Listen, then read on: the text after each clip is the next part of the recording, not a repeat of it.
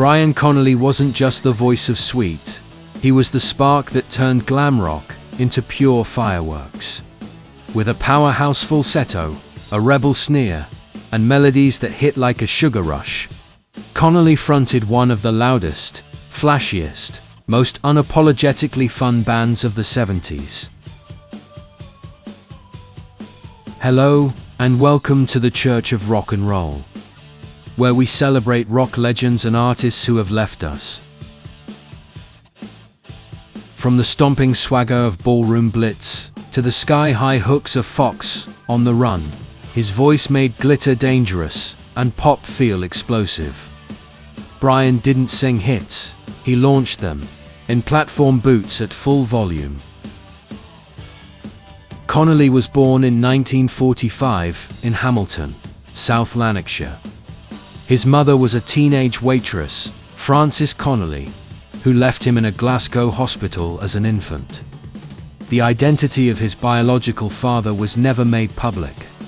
He was fostered at the age of 2 by Jim and Helen McManus of South Lanarkshire, and took their family name though. As he was never adopted by them, his surname legally remained Connolly. Brian replaced singer Ian Gillan later of Deep Purple fame in a band called Wainwright's Gentlemen, which included drummer Mick Tucker. Tucker and Connolly left in late 1967 and recruited guitarist Frank Torpey and bassist Steve Priest, naming their new band The Sweet Shop. On the eve of releasing their debut single, Slow Motion, in July 1968, the band shortened their name to The Sweet. They recorded a further 3 unsuccessful singles. Andy Scott joined the lineup in late 1970, just before the release of their first hit single, Funny Funny. After this, Connolly was propelled into the limelight, with many appearances on Top of the Pops, with the other members of The Sweet.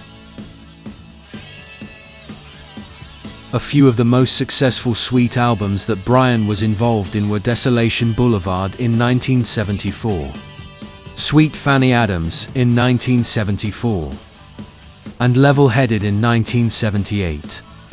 The group achieved success in the US with the top 10 hits: Little Willie, The Ballroom Blitz, Fox on the Run, and Love is Like Oxygen. In 1974, Brian was badly beaten after leaving a nightclub in Staines, where he received several kicks to his throat, resulting in his being unable to sing for some time, and permanently losing some of his previously wide vocal range.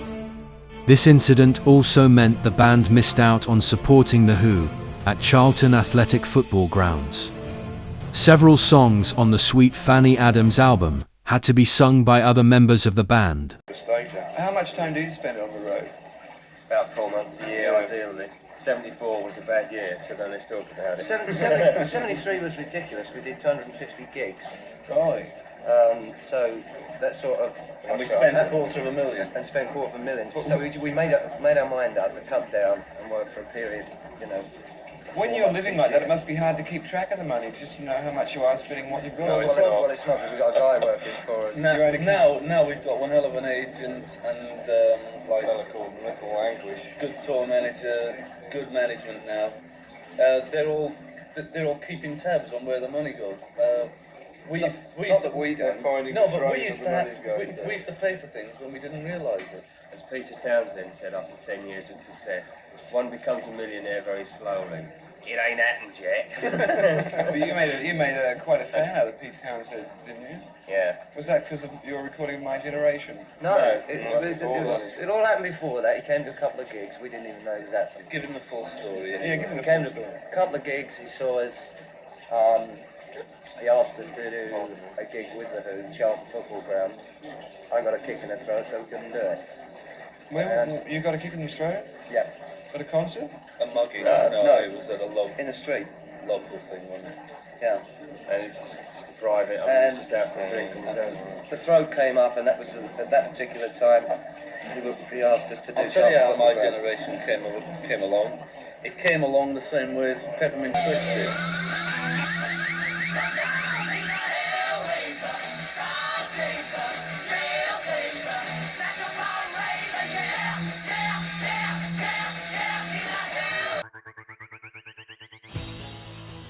As time progressed, issues between Connolly and other members of Sweet developed, and he would find the band excluding him from decisions. Brian developed a significant problem with alcoholism in the mid-1970s. During 1977, when no tours were undertaken and two of Sweet's most successful albums were recorded, the power struggle within the band became even more apparent. Brian's chronic alcohol abuse further compromised his role with the band as his voice began showing the impact in recordings and on stage during Sweet's 1978 US tour. Between March and May of 1978, Sweet extensively toured the US as a support act for Bob Seger and the Silver Bullet Band. The tour included a disastrous date in Birmingham, Alabama on May 3rd, during which visiting Capitol Records executives in the audience saw Brian give a drunken and incoherent performance that terminated early in the set with his collapse on stage, leaving the rest of the group to perform without him. His final performance with the band was in July 1978 in Florida, when they supported Alice Cooper. In 1981, Brian was admitted to a hospital with bloating, and he sustained multiple heart attacks. His health was permanently affected with some paralysis on his left side, which would later develop into a neurological disorder. These problems were most likely related to Brian's excessive alcohol consumption and heavy smoking, coupled with the use of prescription diuretic medicine. You've been through the mill, haven't you? I mean, I've never heard of anybody having 12 heart attacks. Were they all at the same time? Well, consecutively, yes. One after the other over a period of about 7 months, I think. Right. I mean, do you remember them all? No, I don't remember any of them. I did regain consciousness between them, so they tell me. But most of the time my mind's a blank. Right. And did they say what had caused them, or was it a genetic problem? Well, that was a combination.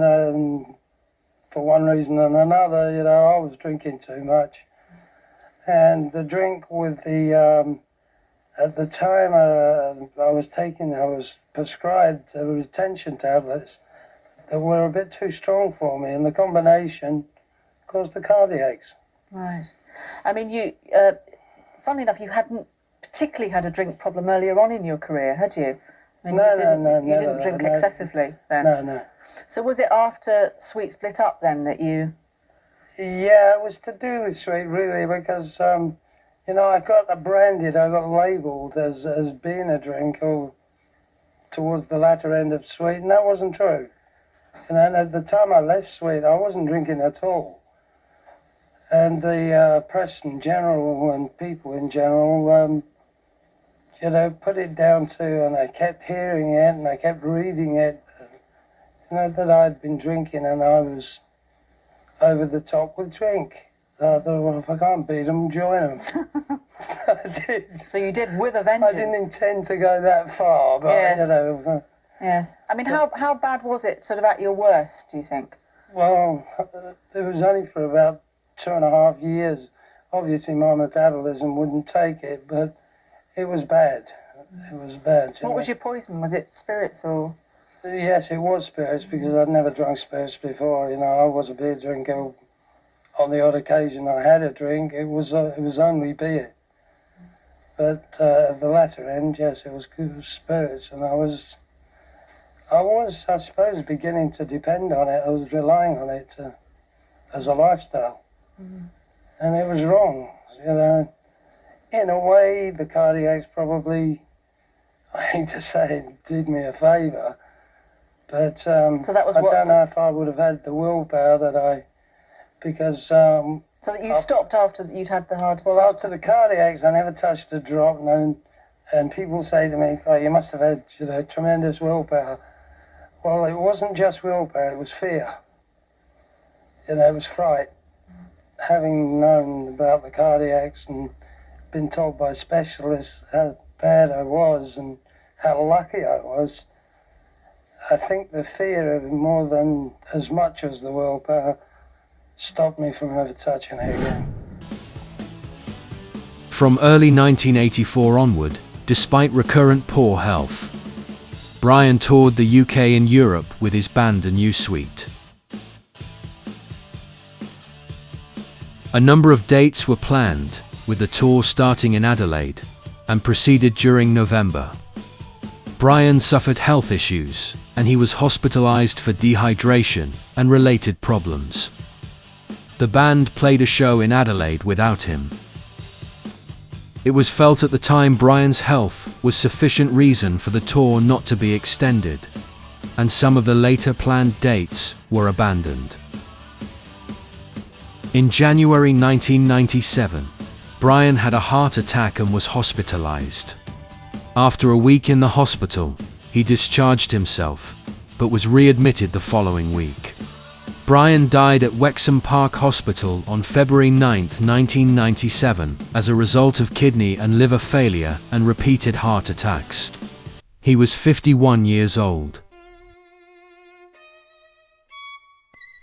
Brian Connolly's life feels like tragedy, written in glitter and feedback. A voice that soared, a presence that owned the room, then silence, creeping in far too early. If you enjoyed this video, please give us a thumbs up and consider subscribing. He ruled the stage with falsetto fire, turning chaos into anthems, music into joy.